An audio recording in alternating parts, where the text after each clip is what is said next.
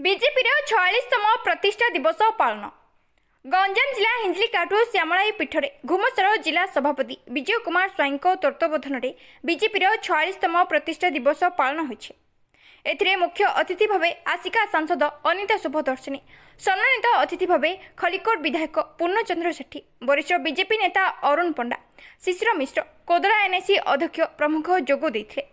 दलर नीति आदर्श और दलर प्रतिष्ठा पई होइथिबा संघर्ष उपरे आलोचना होइतला। निज निज भितरे मतभेद को भूली समस्त कर्मकर्ता मिलिमिशि कार्य करबा पई बीजेपी प्रतिष्ठा दिवस रे आह्वान दैछंती आसिका सांसद। राज्य में 40 लाख बीजेपी सदस्य रहिथिबा बेले चलित वर्ष एही संख्या को द्विगुणित करिवार लक्ष्य रखा जायथिबा कहिसंती बीजेपी वरिष्ठ नेता माने।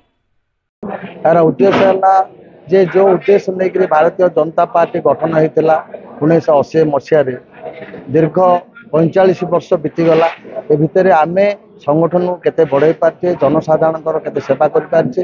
जेहेतु भारतीय जनता पार्टी जो माने जोग दियंती से माने प्रचंड देशभक्त राष्ट्रभक्त होता है। आम पार्टी जो चिंताधारा अच्छी जे first nation first next party व्यक्तिर कौन अस्तित्व ना नेक्स्ट हूँ व्यक्ति से अनुजाई आमे भारतीय जनता पार्टी सुदृढ़ करने दिन राति जनसाधारण सेवा करूँ, जनसाधारण सहित आम संपर्क स्थापन करूँ एवं विभिन्न प्रकार राज्य एवं केन्द्र योजना किभली भाव तले कार्यकारी होमें सेगुड़ाक जनसचेतन सृष्टि करूँ एवं आगामी दिन में भारतीय जनता पार्टी किभली भाव केन्द्र एवं राज्य शासन जनसाधारण सेवा करने आम पर्यालोचना कर कार्यकर्ता मनोबल बढ़ाऊँ।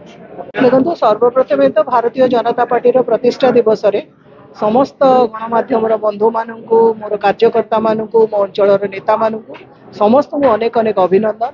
आज समस्ते आज उपस्थित थे हजार हजार संख्यार कार्यकर्ता समस्ते आज ये गोटे मंत्र नहीं कि गलु समस्त मतांतर मनांतर को भूली केवल अंचल विकास उपर गुरुत्व देकी आम आग को बढ़े। तो दीर्घ 24 वर्ष धरिकी ये गोटे सरकार थिला जार बेरोजगारी कहतु शिल्पर जगह नहीं मेडिकल नहीं ये सब आज्ञा राजनैतिक उत्तराधिकारी हिसाब से आमको यहाँ मिली।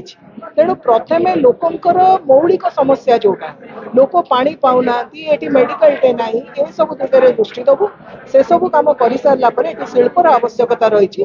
अंततः आगामी दिन में मो अंचल परिचयटा ओडिशा मानचित्र रे दादन एक नंबर बोली रही से गोटे लक्ष्य नहीं कि आम समस्त एकाठी चलिए। विशेष किसी परिवार नहीं लोकंकर नेतृत्व उपर भरोसा आसी लोक कौटी ना कौटी आमको विश्वास को नहीं आम उपर भरोसा रखिक आम परिवार अधिक रु अधिक लोक सामिल हेबे आम हाथ जोड़िकी सम्मान सहित समस्त को स्वागत करूँ कारण समस्त योगदान आम दल को आहरी मजबूत कर।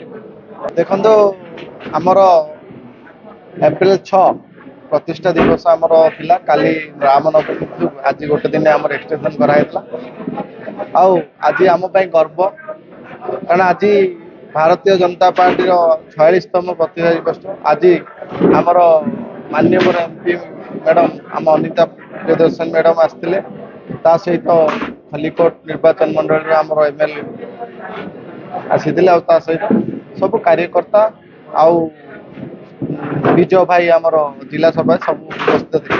आज आम भारतीय जनता पार्टी पे गोटे गर्व आज दिन में सब कार्यकर्ता माने एकजुट होती आज केमती आमे आमर जी प्रतिष्ठा करते आमर बीजेपी पार्टी ऑफिस को बीजेपी जेबुड़ू स्टार्ट होता से उपरे आज से श्रद्धांजलि देलु आम कार्यकर्ता समस्ते देले आज आम गोटे गर्वर गला।